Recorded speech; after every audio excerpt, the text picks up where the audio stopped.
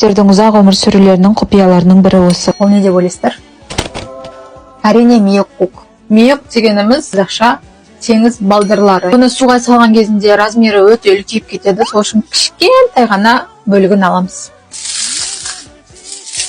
Не, осынша примерно алдым. Енді бұны суға жібітіп қоямыз. Бізге кішкене чеснок керек. Бұны майдалап тұрайын. Майдалап тұруға ерініп тұрмын. Бесерге салып көрем, бірақ білмеймін қалай болатынын. Өтірік майдаланды. Миокты суға салғаннан кейін осындай жұмсақ болады. Бұны енді кішкентай қылып кесу керек.